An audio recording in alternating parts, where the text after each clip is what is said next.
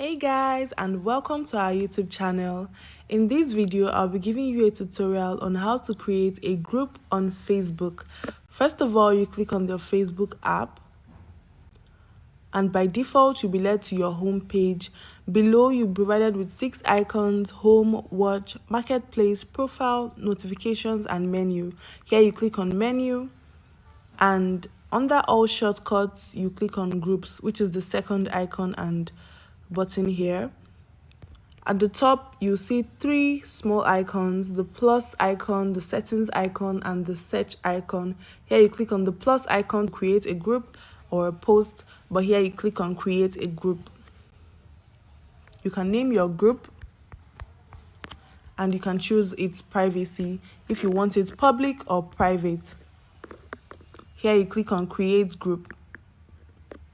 After that, your group will be created on Facebook. I hope this video has helped you out. Don't forget to give this video a big thumbs up and stay tuned for more tutorials in the future.